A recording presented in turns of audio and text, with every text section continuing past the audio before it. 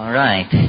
Wonderful to see so many people turned out after having just been here a scant year ago. I'm delighted that they invited me back. The deal is no jokes about Camaro raffles, no jokes about Moldavite suppositories. So just consider it as if it didn't happen.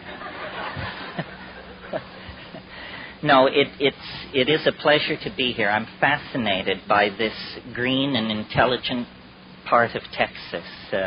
I grew up with all the prejudices against Texas that you have in western Colorado, where Texans arrive to kill our elk once a year and then depart and leave us once again bereft of glory and drawl. So I did a radio show. Some of you may have heard it, and it was an occasion to be up at the campus. Wonderful university. I see a lot of universities, and a lot of them look like Air Force bases, and you're very fortunate to have the University of Texas at Austin. There are some great people associated with that faculty. Okay, let me get a wet whistle here. How many people have read at least one of my books? A lot of people. Well, so what I'm thinking is I have some things on my mind, and I'll run through that, but I'd like to leave a lot of time for Q&A, because my thing has several facets.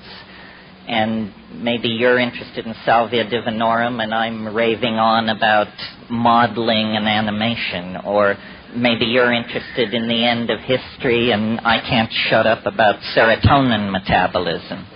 So this is all part of the picture, but driven by your needs and your agenda, I think it's much more fruitful. It's much more fun for me. The audiences in these things are the great joy. And I should say to you, as I say to all my audiences, the psychedelic community is still small and tight, and we look pretty much like everybody else out there. That's part of our victory, I might point out. It's not that we came to look like them, it's that they finally let it down and now they all look like us. But a gathering like this is an occasion to actually see your local psychedelic community. So take a look around. Somebody in this room has what you need. And it's like an intelligence test, isn't it? All social interaction is, it turns out. Okay. I guess I should bring you up to date on what I've been doing before I plunge into the heart of this, since I get my own life is my own adventure, and how I then read the larger picture of reality. I think everybody sees their life that way. After all, if you're not the hero in your novel, what kind of novel is it? You need to do some heavy editing. Robert Anton Wilson once said, we should define reality as a plot run by a closely knit group of powerful insiders, yourself and your friends, of course. I mean, if you don't believe that, you have a loser's scenario, and who needs a loser's scenario? So what I've been doing since I saw you last is basically a lot of traveling.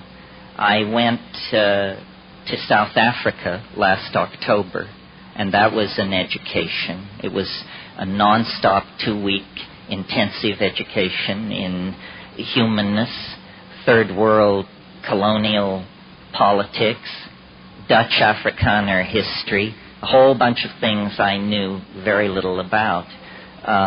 It was inspiring, challenging, amazing. Africa, the human home, is right now the great theater of struggle for the human soul. How we deal with the political and social problems of Africa is going to say a great deal about how we will be judged by the future. The problems of Africa are almost entirely created from outside of Africa. And the solutions which are being produced on native soil need all the nurturing and support that we who cheer on the brotherhood of man can give it. And then in February I went to Australia. And if I had known about Australia what I know now 30 years ago, I'm sure my life would be very different. I said last night at a book signing, it's weirdly like Texas. I mean, it's large, it's largely empty, and it has a very eccentric population of hard-driving folks who are lovely to party with and know how to barbecue. So what more can I say? Okay, so enough with personal reportage, local color, putting us all at ease and all the rest of that forensic malarkey. Cut to the chase. When I think about talking to an audience like this, I go through my toolkit and try to say, what is cogent, what's meaningful, what can bring us forward. And there seem to be, it's a changing list, but at the moment what seems to be going is the old perennial psychedelic alteration of consciousness for purposes of personal exploration, social reformation, creation of a new art, a new politic. That's one of the major pieces of the puzzle. Another major piece is the new communications technologies. And I mean not only the internet, but the software that allows us, each and every one of us, to be animators, filmmakers, visually expressive people who can produce emotionally moving works of great depth and beauty. This is something that technology has brought to us. And strangely enough, a technology largely produced by psychedelic heads, people like ourselves. I told you last year, I think, when we discussed drugs and technology, that the only difference between a computer and a psychedelic was one was too large to swallow. Well, great progress has been made in 12 months. In another 3 or 4 years, we will be able to swallow the computer. Some of us may never be able to swallow it. The third piece of the puzzle, which is sort of mine alone to play with, since no one else wants to be this publicly crazy, is the whole business of novelty theory, the approach of a singularity in time that is sculpting the human and natural world, and that is so large an object in the intuitive sphere of human beings that it almost has religious overtones. And then the question for me and the question for you, I suppose, is how much of this can you take without having to take it all? How much of these ideas can you imbibe without having to go the whole distance? And the answer is, it's a personal matter for each person to feel into their circumstance, which means their history, both psychedelic and non-psychedelic, and then to feel into the projection of their future. Do you think you are repeating the lifestyles and algorithms of your parents and grandparents ad infinitum back to Adam? Or do you feel like you've stepped to the front of the train of human evolution, that you are making yourself new every day? If we reach too far back into the stabilizing metaphors of the past, we get rigidity, habit, limitation. If we step too quickly into the unlimited freedom of the future, we lose our grounding.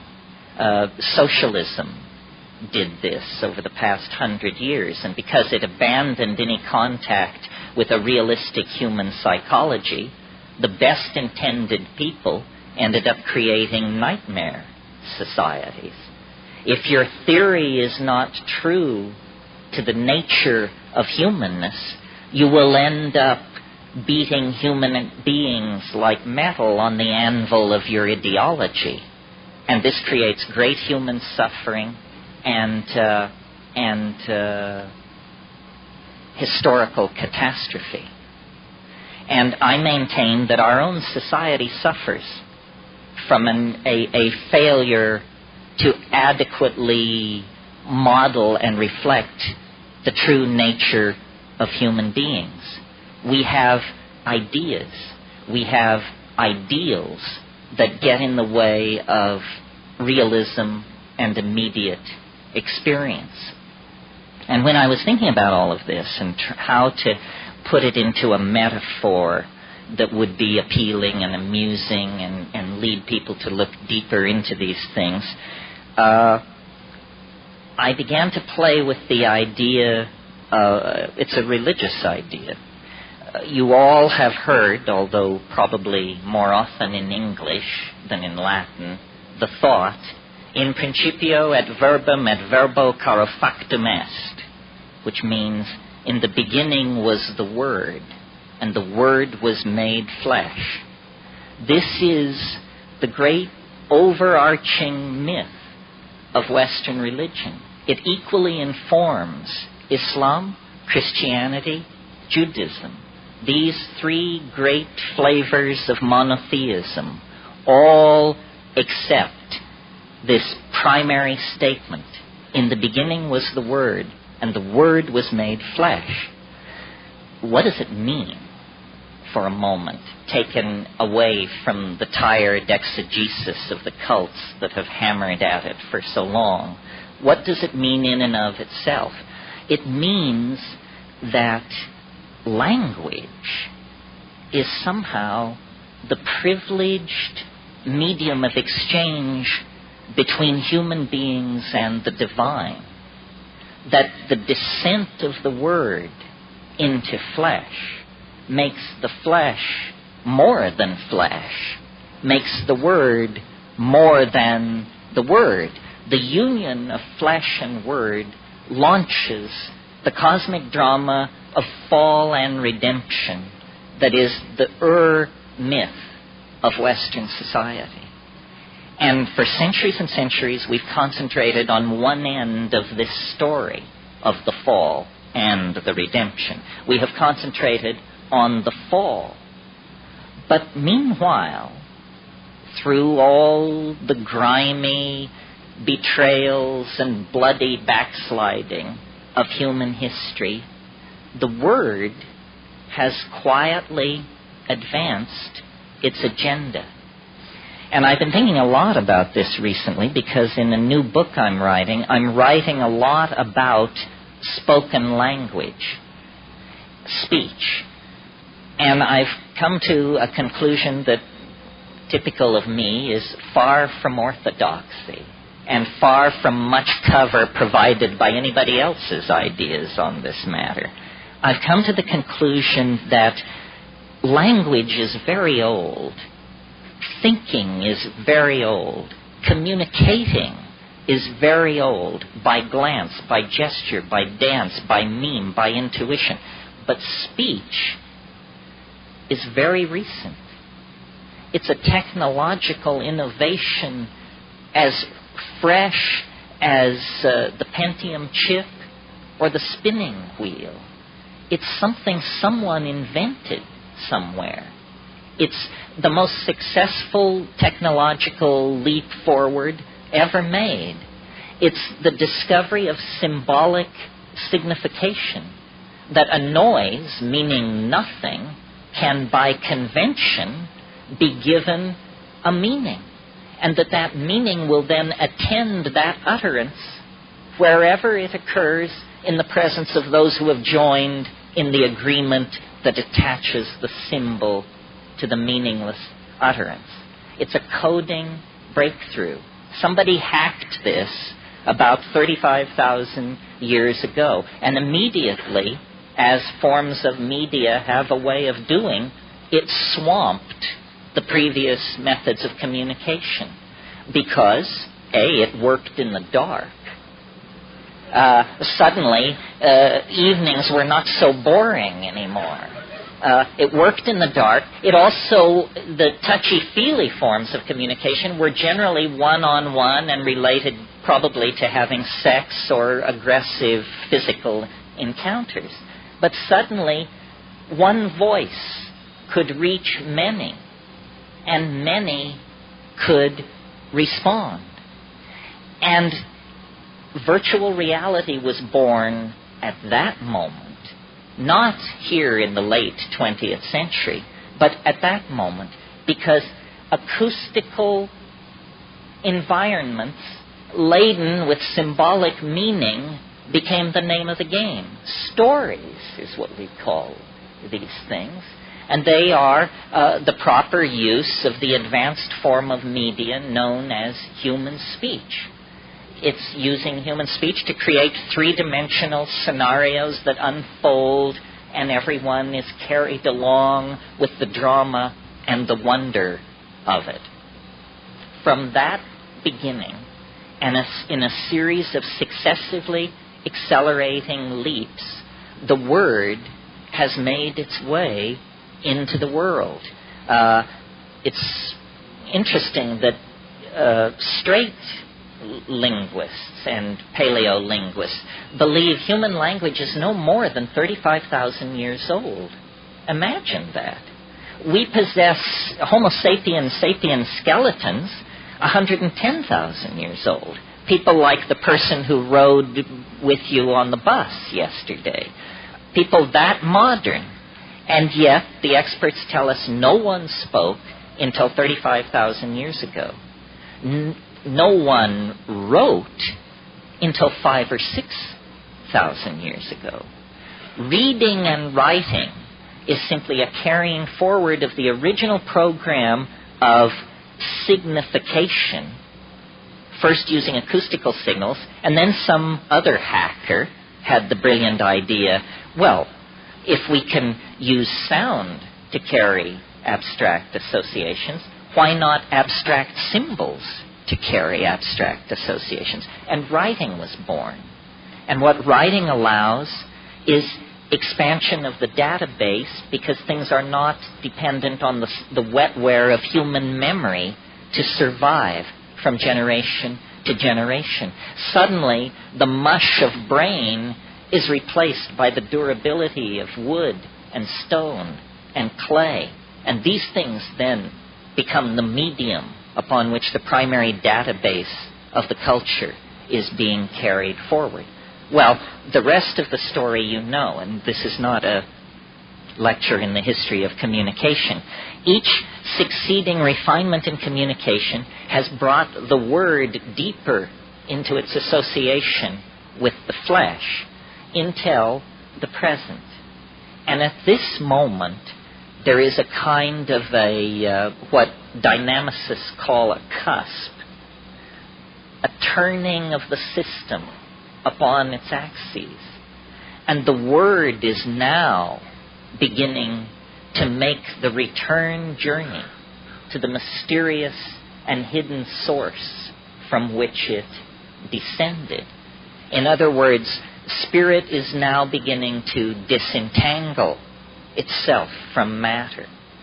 The 20th century will be remembered as the great clash point, or the great arena of conflict between the triumphal positivist and rational systems that European thought has developed over the past 300 years and the new irrational systems of thought which anthropology cheerfully imported into white high culture in the guise of reportage about the primitive.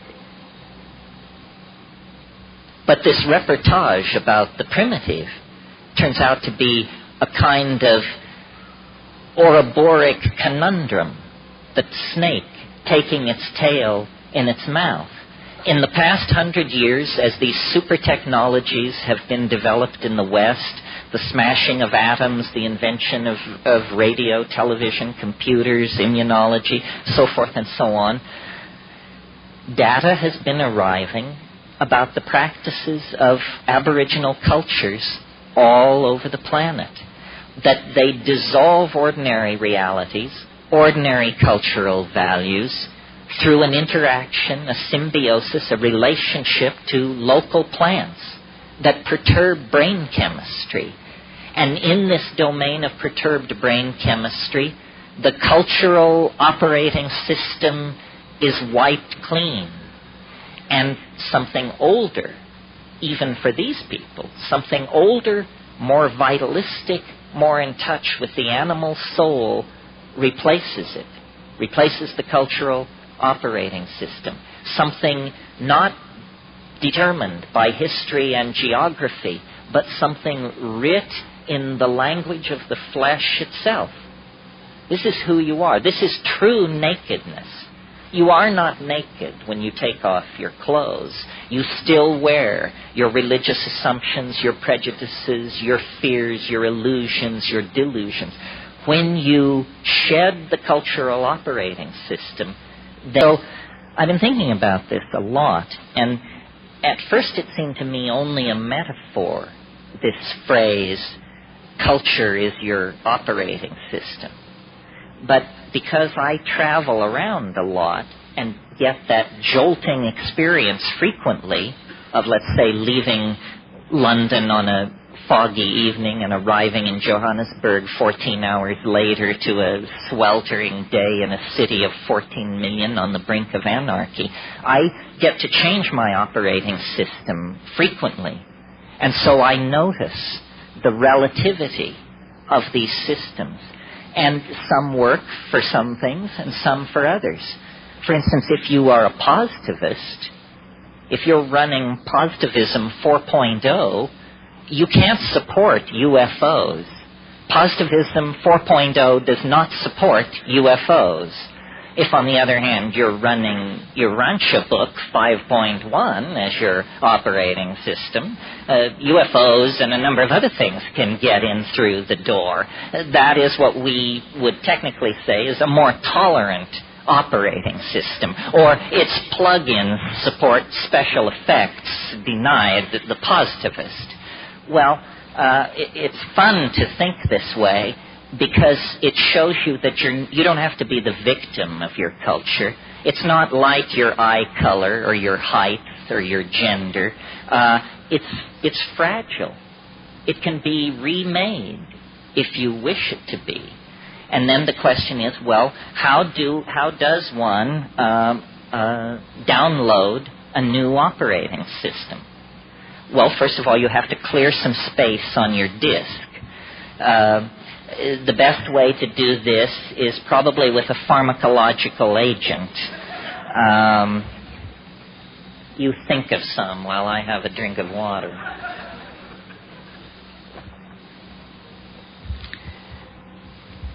Psilocybin is an excellent disc cleaner.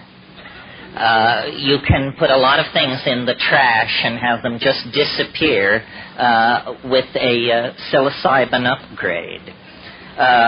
Other pharmacological agents that will clear your disc are ayahuasca.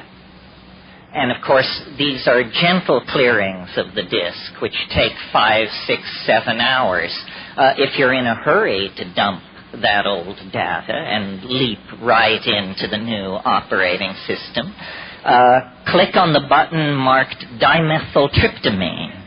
A compressed disk erasure will immediately be downloaded, unstuffed, bin-hexed, implemented, installed, run, and you will find yourself with an entirely different head. Now, shamans have always known, though they may not have used the kind of language I'm using here, shamans have always known this trick. What trick? It has two facets. First of all, that culture is an operating system, that's all it is, and that the operating system can be wiped out and replaced by something else. So in essentially, what's going on among shamans and those who resort to them for curing and counseling and so forth is somebody's running a slightly more advanced operating system than the customer. The shaman is in possession of certain facts about plants, about animals, about healing, about human psychology, about the local geography, about mojo of many different sorts that the client is not aware of. The client is running culture light. The shaman paid for the registered and licensed version of the software and is running a much heavier version of the software than the client. I think we should all aspire to make this upgrade. It's very important that you have all the bells and whistles on your operating system. Otherwise, somebody is going to be able to get a leg up on you. Well, what's wrong with the operating system that we have? Consumer capitalism 5.0 or whatever it is. Well, it's dumb. It's retro. It's very non-competitive. It's messy. It wastes the environment. It wastes human resources. It's inefficient. It runs on stereotypes. It runs on a low sampling rate, which is what creates stereotypes. Low sample rates make everybody appear alike, when in fact the glory is in everyone's differences. And the current operating system is flawed. It actually has bugs in it that generate contradictions. Contradictions such as we're cutting the earth from beneath our own feet. We're poisoning the atmosphere that we breathe. This is not intelligent behavior. This is a culture with a bug in its operating system that's making it produce erratic, dysfunctional, malfunctional behavior. Time to call a tech. And who are the techs? The shamans are the techs. Well, so I think you get the idea. Very important to upgrade your operating system by dumping obsolete cultural subroutines. They are simply taking up disk space. They are not advancing you in any way whatsoever.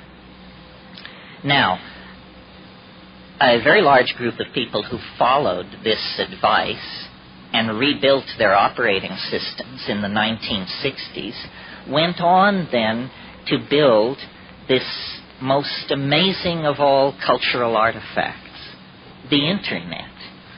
The Internet is light at the end of the tunnel. I don't care if it's being used to peddle pornography. I don't care if it's being trivialized in 1,000 ways. Anything can be trivialized. The important point is that it is leveling the playing field of global society. It is creating de facto an entirely new set of political realities. None of the constipated oligarchic structures that are resisting this were ever asked. Their greed betrayed them into investing in this in the first place without ever fully grasping what the implications of it were for their larger agenda. The Internet basically means you can now be as free as you are motivated to be, as free as you dare to be. Tim Leary, years ago, it was something he used to say that never got quoted as much as turn on, tune in, drop out. But it seemed to me it was maybe better advice. And he used to say, find the others. Find the others. Well, you know, if you're a gay kid in Fargo, North Dakota, if you're a mescaline enthusiast in Winnipeg, if you're a student of alchemy in Moose Jaw, community is pretty much out of reach for you. Or it was until the coming of the Internet. And the Internet introduces everybody, no matter how weird, no matter how marginalized, no matter how peculiar, to the fact that there are others like you. There are others like you. Find the others. Make common cause. Realize that it's the deals you cut and the friends you make that determine where you're going to be standing when the flash hits. I mean, that's just obvious. And you see, the cultural game is a game of uniformitarianism. Cultural myths are that we are all alike. We Americans, each created equal. I mean, if you can believe that at an operational level, then I have some bridges I would like to sell you. It's a necessary truth to do political business, but it is not the truth. The truth is that you are not created equal with yourself from day to day. Leave alone any comparison with anybody else. You are not the person you were yesterday, nor the person you will be next week. What does an observation like that, what shadow does it cast in a world of all people are created equal? These are clashes of operating systems. There's an axiom in one, all created equal, and an axiom in the other, each divergent. These things can't be parsed. They can't be brought together. So culture plays a game of simplification. If you can make people think alike, they will buy alike, they will worship alike, and if, politics demands it, they will kill alike. So the uniformitarian agenda of culture is not an agenda friendly to you or to me or to any other individual. And if you start out from that point of view, you will soon realize that culture is not your friend. Now, this is not exactly PC to say, what with everybody running around recovering their Latvian roots and their Irishness and their this, their whatever. Culture is not your friend. If you define yourself as a member of a group, of any group, know that that is a gross simplification, and that everything about you that is interesting and unique is betrayed by defining yourself in that way. Most racism is practiced by people of the race that they are making racial judgments about.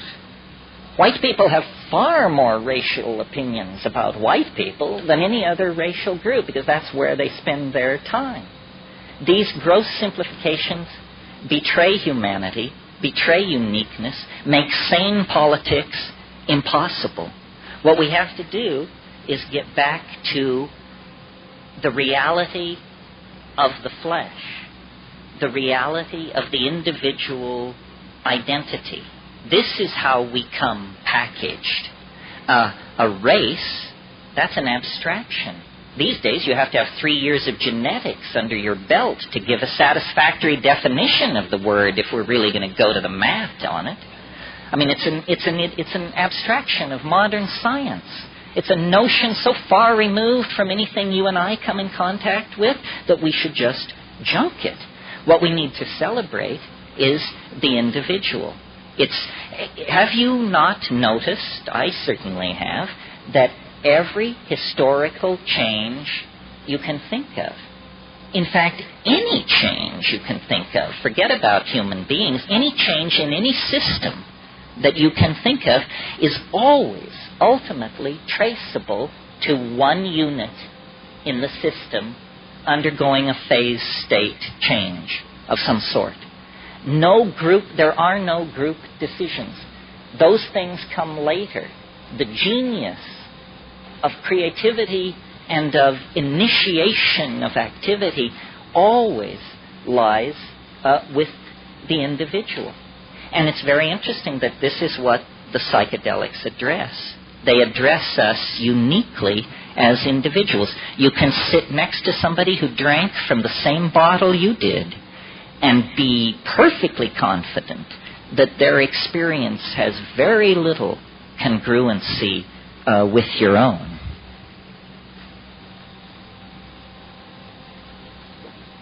Well, so then if we let the scales of cultural values fall from our eyes and try not to look at the world through the eyes of science or democracy or capitalism or Christianity, what is there beyond ideology? What are the facts of the matter? As I see it, the most visible facts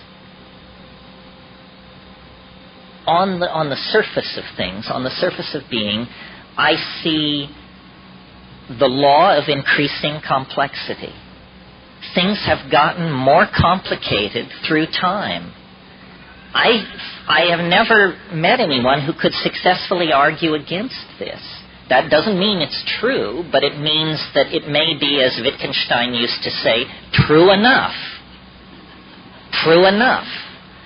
That as you approach the present moment, in the only area of the universe which we have accurate data about, which is this planet, things become more complicated.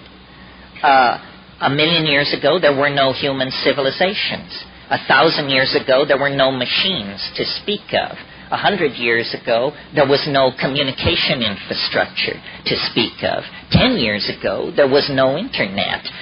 18 months ago, there was no Java.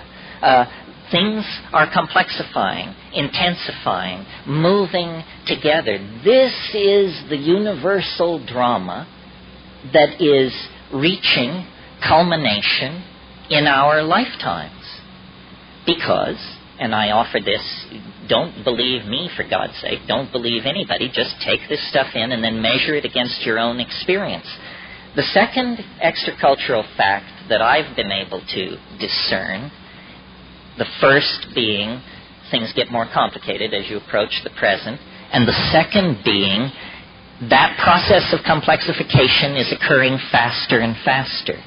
The early universe was very slow moving. It took a long time for things to cool down and life to begin its agonizing march out of the slime into animal form, meeting extinction and catastrophe and setback after setback, but always picking itself up literally out of the mud and moving forward. Well, as life left the ocean, the pace of evolution quickened. As life radiated across the land, the number of phyla multiplied, the number of species multiplied. Finally, 1,000,000 years ago, pick a number, 1.5 million years ago, the higher primates begin to use tools. Fire enters the picture.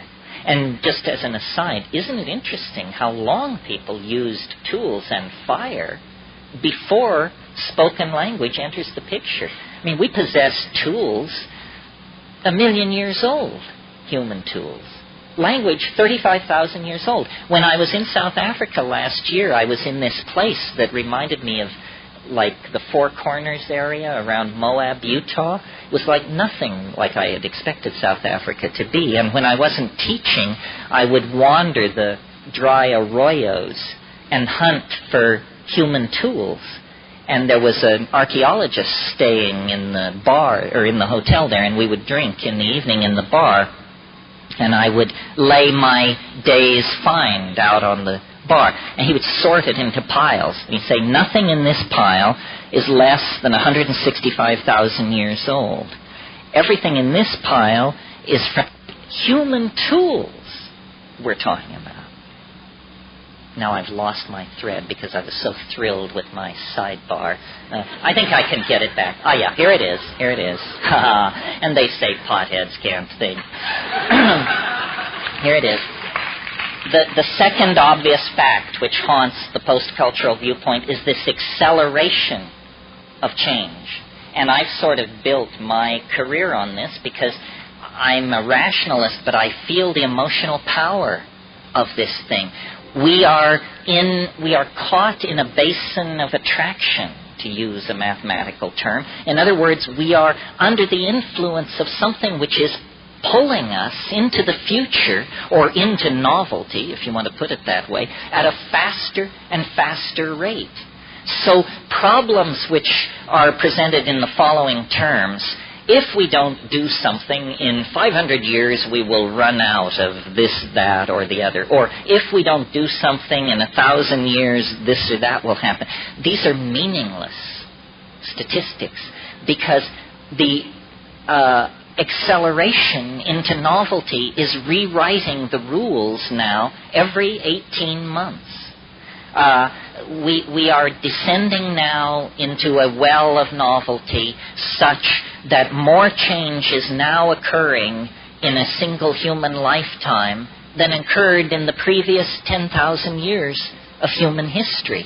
We are approaching at a faster and faster rate something unthinkable, something which is sculpting us in its image, something which shamans have always known was there, though they may not have used the metaphor of ahead of us in time. That's a Western download of where it is, because you could just as well say it's in heaven, or behind us in time, or everywhere, or nowhere.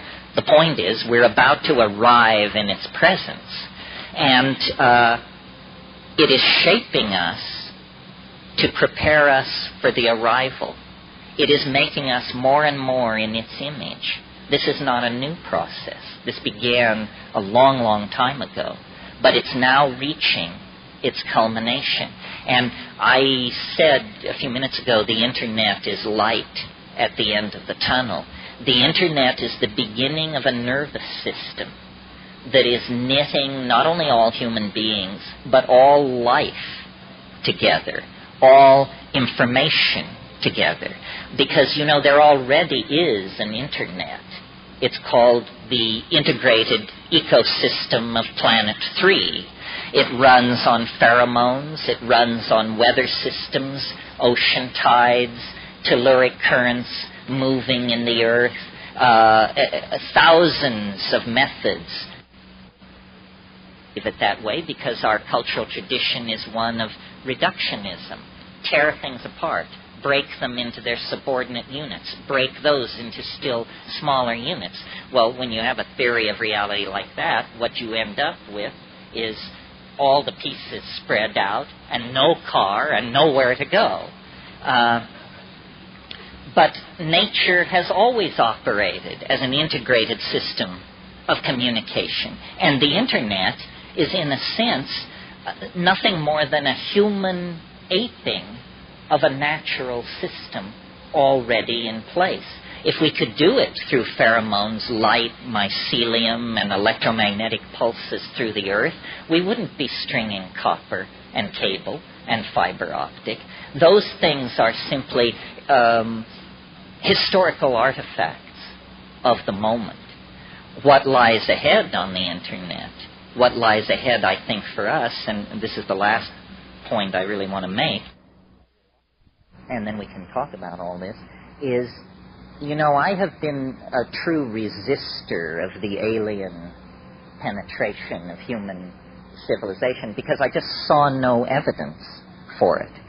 But the chant that they are coming has now grown so loud that I feel like one sort of has to ask oneself, well, short of just 100% skepticism, what the hell is going on with this alien hype?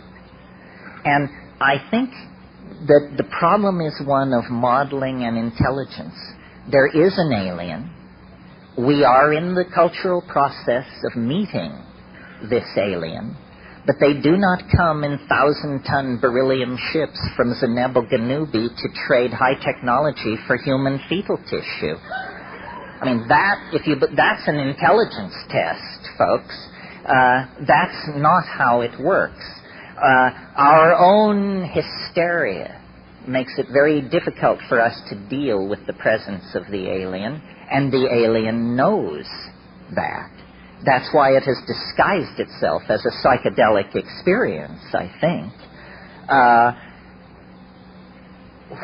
You know how in all those 50s B science fiction movies, there was always this theme of the landing area.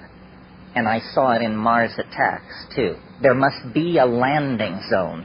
Somehow we must let them know that we welcome them by building a landing area. And the Nazca Plain has been claimed, and on and on and on. I think that the alien is a creature of pure information. It's purely information. It's non-local. It comes out of the Bell non-locality part of the universe that exists distributed through hyperspace. The alien is real, but it is only made of information. And therefore, the only dimension in which it can be encountered is a dimension of pure information. Fortunately, we are building a dimension of pure information. Providentially, we have named it the net. The net is a net for catching the alien mind. How will it come? Will it descend upon our websites in a flash of light? I don't think so. How it will come is hacked through human fingers. The alien is real, but it is within us.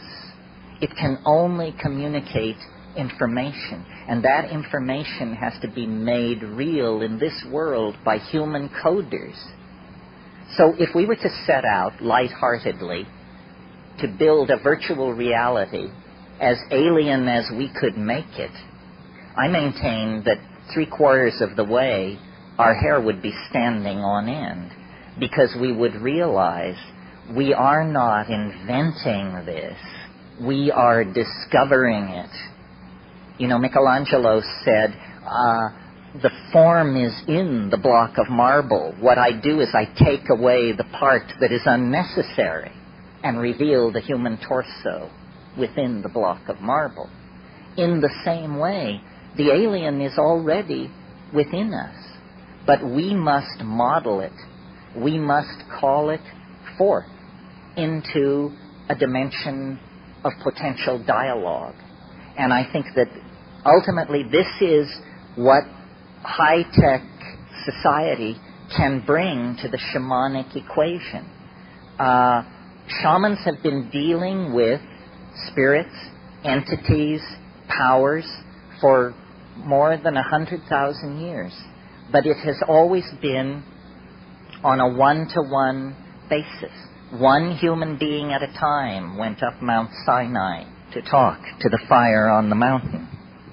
But with virtual reality, we have a technology that allows us to show each other our dreams and, yes, our hallucinations. And as we begin to show each other the contents of our own heads, and as we begin to explore the alien Niagaras of beauty that pour through your consciousness under the influence of some of these substances, we are going to discover that we are not what we thought we were. The monkey flesh is penetrated by something, dare I say it, divine, or at least alien, transplanetary, and beyond the power of human comprehension. I don't know if we're talking about God Almighty here. I don't know if we're talking about the God who hung the stars like lamps in heaven, as Milton says. That seems a tall order. Maybe what we're talking about is the God of biology. Something has happened to this planet. It has become infected with an informational, call it virus, call it force, call it being, that is using matter, and yes, using our flesh and our thoughts to bootstrap itself to higher and higher levels. And now the prosthesis of machinery and the possibility of an artificial intelligence raises the real option of producing, of actually midwifing the birth of an entirely new, not species, but order of biological and intelligence in existence. The human-machine symbiote is upon us. I mean, it's been with us for a while, since the first wheel was carved, since the first stick was sharpened. But that was all very simple stuff. Now it's clear that we are in partnership with an other mind, which comes to us through our machineries and through the biosphere. Wherever we press beyond the thin curtain of rationalist culture, we discover the incredibly rich, erotic, scary, promising presence of this intelligent other, which beckons us out of history and says, you know, the galaxy lies waiting. A galaxy of galaxies lie waiting. Lose the encumbrances of three-dimensional space. Return with the word to its higher and hidden source. And at that point, you will discover the alchemical paraclete will be given unto you. The alchemical dispensation will be given. And as James Joyce said, man will be dirigible. What did he mean? He meant that we will lose the limitations of physical and three-dimensional space, that we are destined to become mental creatures. People say, well, isn't this a terrible thing? What about this, that, and the other? All the things you're worrying about, we turned our back on 25,000 years ago. We have been marching through this virtual reality of our own creation for the entire duration of what is called human history. Now, is there a political implication to all of this? I think the political implication is, a personal one. We all must try to understand what is happening. We need to try to understand what is happening. And in my humble opinion, ideology is only going to get in your way. Nobody understands what is happening. Not Buddhists, not Christians, not government scientists, not, no one understands what is happening.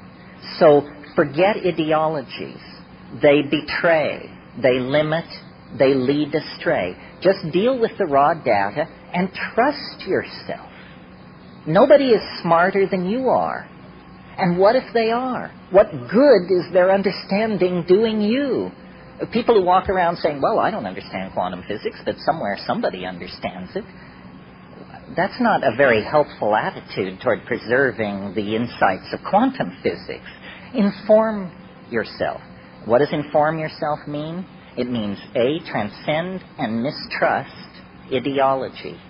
Go for direct experience. What do you think when you face the waterfall? What do you think when you have sex?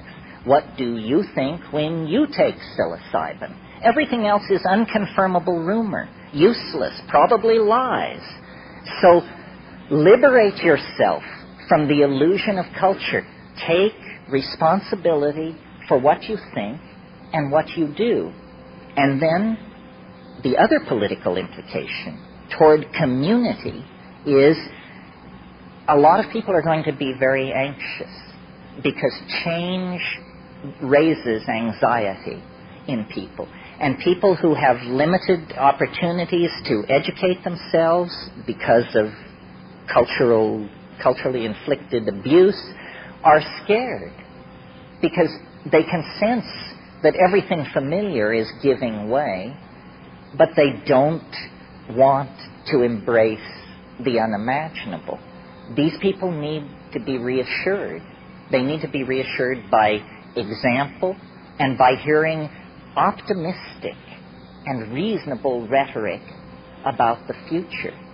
Selling the future as an 8-alarm fire, which is how the media does it, only makes a sane future impossible. So we need a responsible approach to thinking about the future. And it means taking personal responsibility for your drug taking, for the ideas, the means that you push into society, and for the images that we share among ourselves. You know, one of the great truisms of the New Age is that images can heal. But I've never heard anybody discuss the obvious contra-implication, which is images can make you sick. And you are constantly bombarded with images which disempower, divide, confuse, and make crazy, basically. So I think the reason psychedelics are such political dynamite in any culture is because they dissolve cultural assumptions. The scales fall from people's eyes, and they say, does this make sense? Does my job make sense? Does my relationship make sense? To my significant other? To my government? To my children? To my environment? Do these relationships make sense? And of course, if the answer for most people in high-tech society is no. We've been compromised, we've been deluded, we've been sold a massive pottage. The way out, then, is personal responsibility, new operating systems downloaded from outside of culture, which means from the deeper wisdom of the psychedelic plants, and then a commitment to community and a motto of to the future, without fear. Without fear. Thank you very much.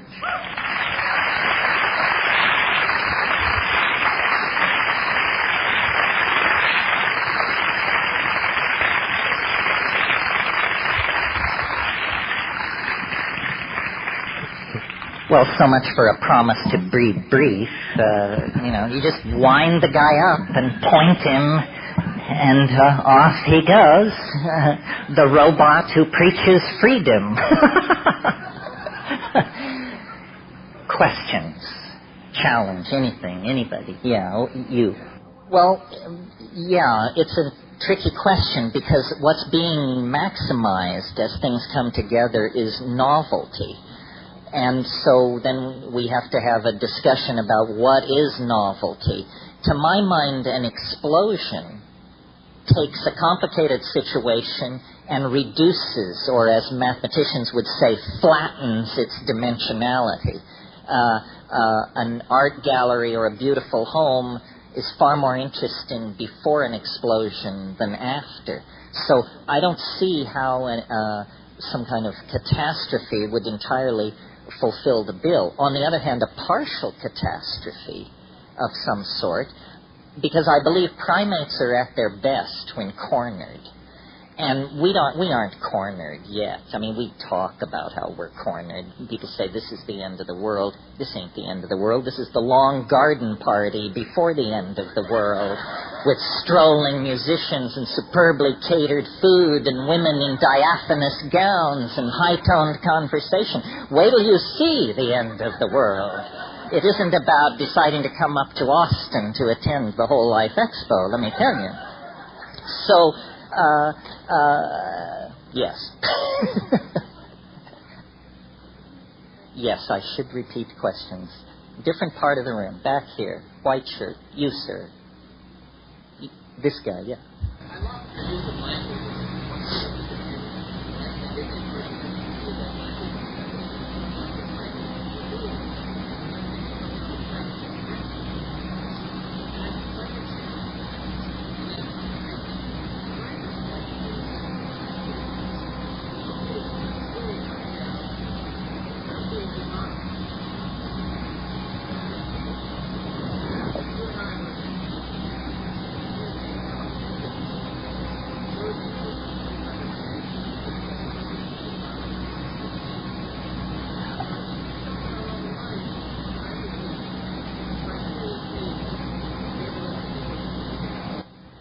Yes, you eloquently represent the position that language was invented in order to lie, right?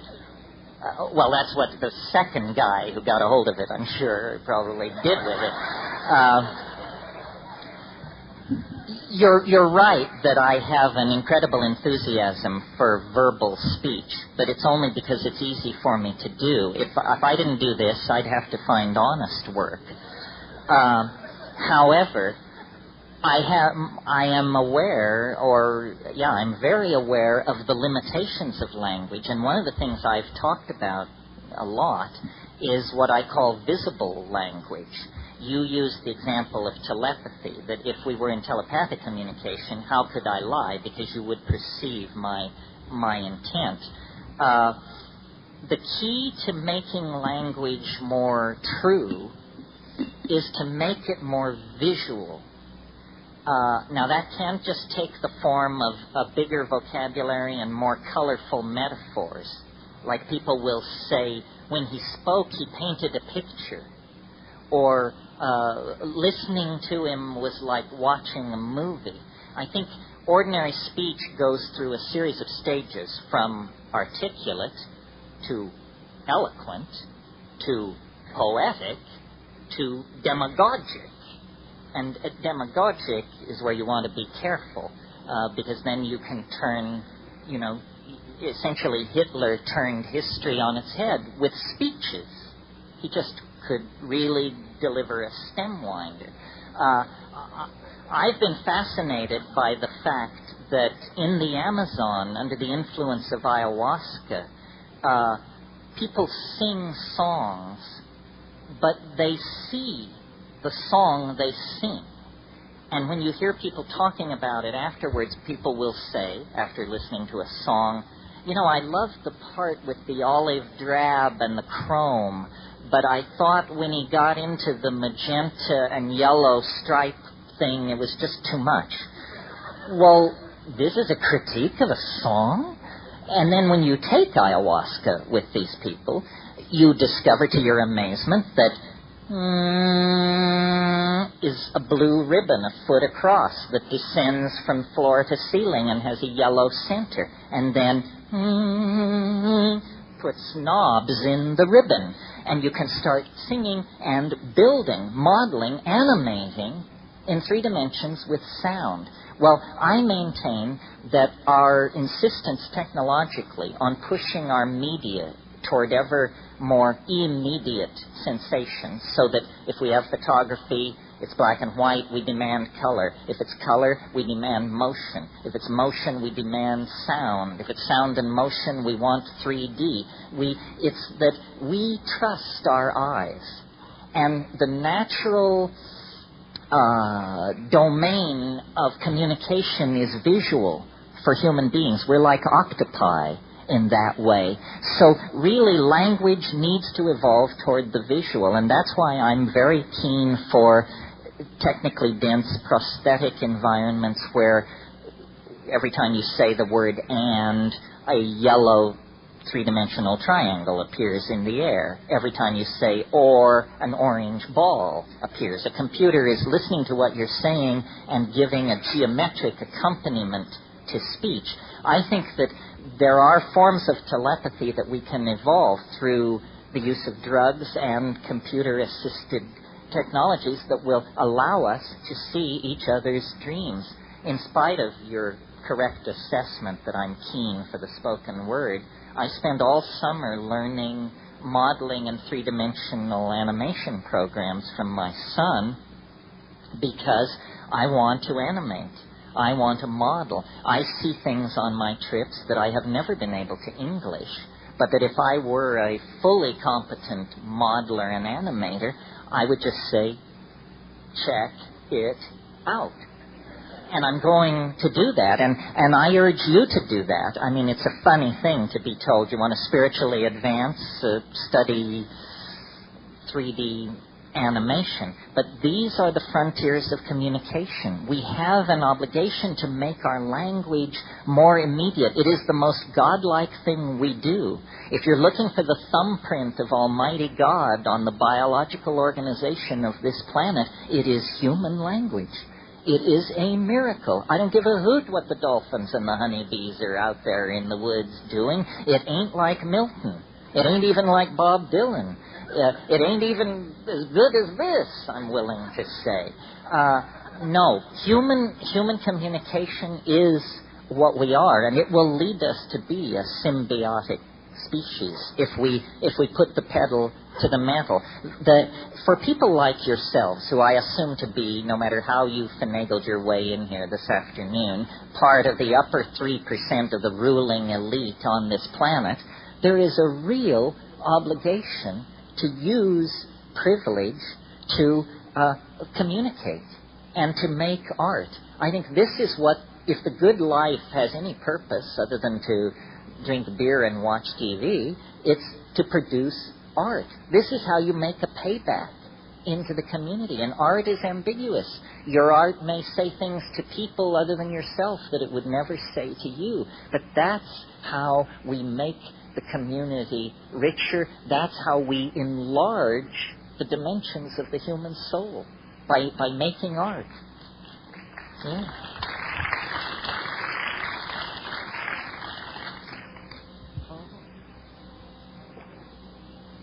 Stand up and yell.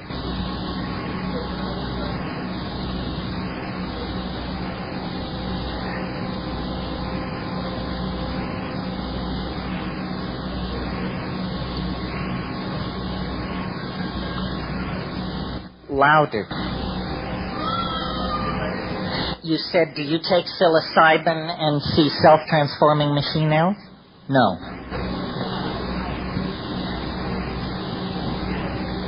Yeah?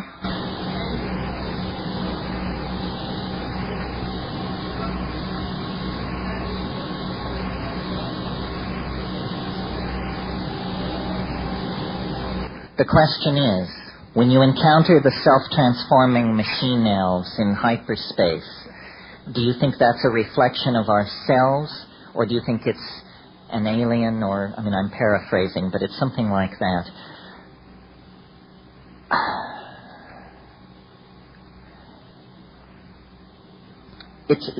It's tricky, because we are not what we think we are.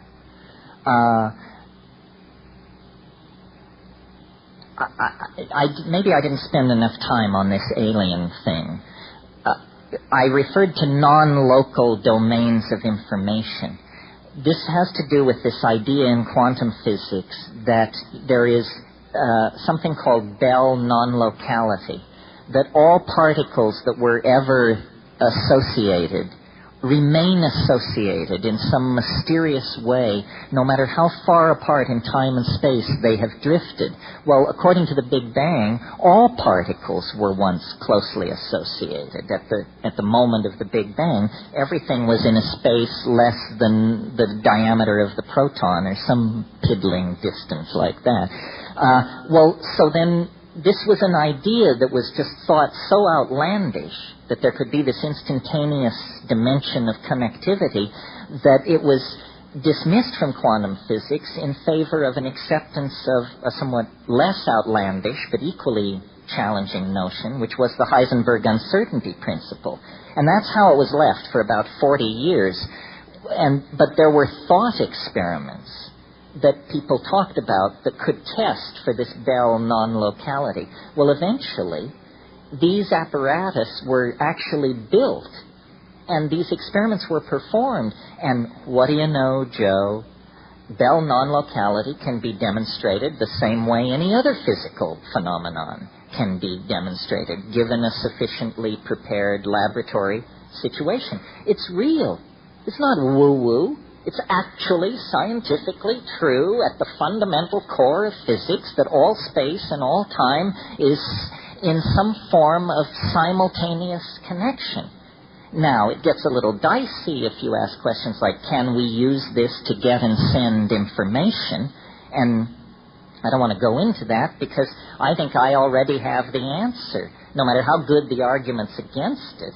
I believe this is what the human imagination is. That you have two eyes to show you local space, and then you have an organ called the mind, which doesn't protrude anywhere on the surface of your body, except occasionally in some cases. It will lodge on a surrogate. But generally the mind is invisible, but it gives you non-local data. That's what the imagination is. That's non-local data. Everything in the imagination is real. Somewhere so far away in space and time that it makes absolutely no sense to give it another thought ever again. Don't ever think that thought again, but know that everything in the imagination is real. So it's ridiculous to speak of my imagination or the human imagination. There is just the imagination. But see, if all information is there, 99.999% of that information is not intended for human beings and makes no sense whatsoever to us. It's basically static. It's either above or below our cognitive power to organize, and so it is meaningless. But 0.0000001% of this non-local data is enough like local data that we can make metaphoric bridges to it and say, well, it was like this, and it was sort of like this, and it was a kind of a this, and it reminded me of something else.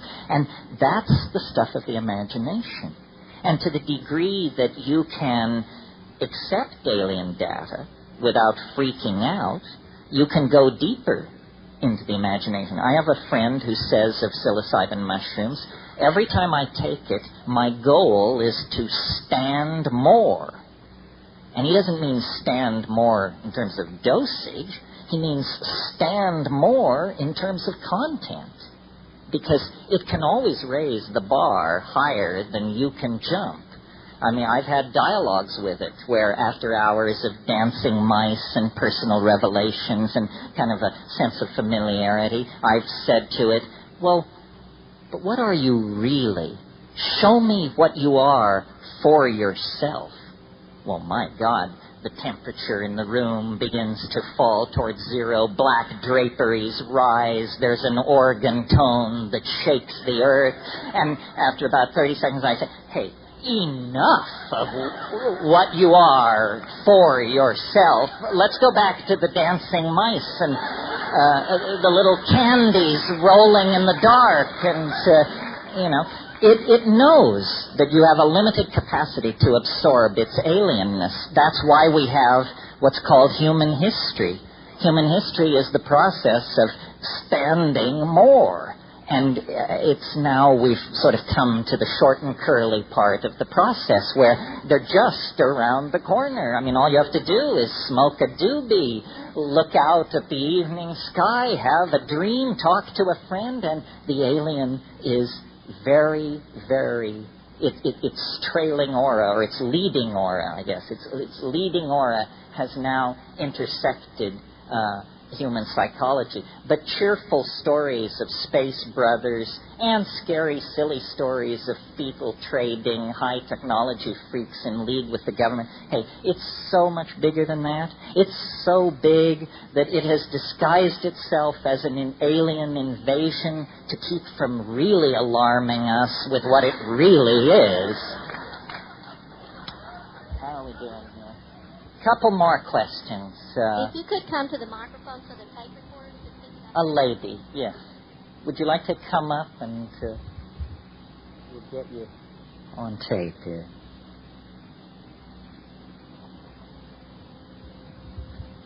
I was just wondering what you thought about the possibility of,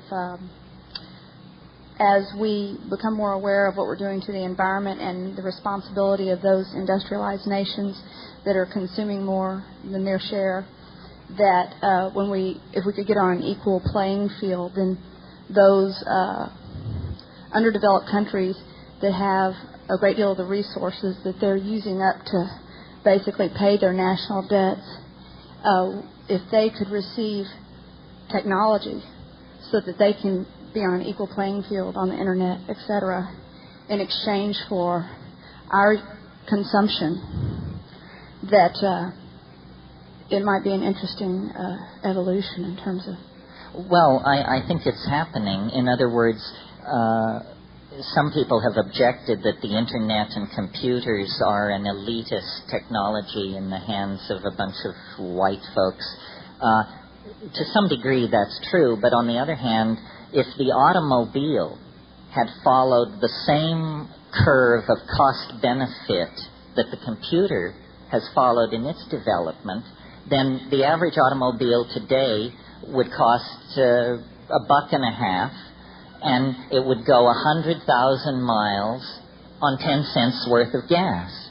That's the kind of bang for your buck you're getting from the modern PC compared to where it was 35 years ago. No technology in history has had its costs fall so quickly. And there is no reason to think that those costs will level off. If a good PC today is $1,400, there's no reason why in 5 years it shouldn't be $140, and there's no reason why in 10 years it shouldn't be $14 and be worn on your thumbnail. This can all be done. All these prices are artificially inflated. The other thing about the Internet is it is going wireless. And as it goes wireless, it goes totally global. If I can just brag for a minute and make an example of myself, I have a wireless connection to the Internet. At first, I got a wireless connection because I couldn't get any other kind because I lived way up on a volcano. But now, my wireless connection is 1 megabyte. That's 45 times faster than 28.8. The poor people down on copper, they can't do better than 56 because the infrastructure already exists and therefore limits the bandwidth. By going outside the infrastructure, this sounds like a reprise of my talk, by going outside the infrastructure and building alone from ground up, I suddenly find myself looking down the gun barrel of a T1 connection, and it is heaven itself, let me tell you. And the people who sold it to me, and there must be dozens of other companies, are bent on conquering the world, meaning putting everybody who wants to be online for pennies in the next 5 to 6 years. And, if you live in Manhattan or even Austin, what is the Internet? It's another diversion. It's another piece of entertainment. But what is it like in Somalia, in Seychelles, in Bangalore? What kind of impact does it have there? It is, you talk about a culture-dissolving effect based on psychedelics. How about a culture-dissolving effect based on access to the Internet? And people say, well, Western values will swamp all others. Certainly, to some degree, that is true. But did that just begin yesterday? Isn't that what the bloody business has been about for 500 miserable years, ever since the barbarian Cortez arrived in Mexico? I think so. Well, don't get me off on that. One last question. Who's just burning? Anybody burning? There's somebody burning.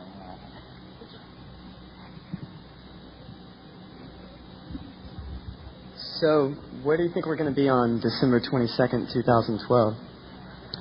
All together. All together.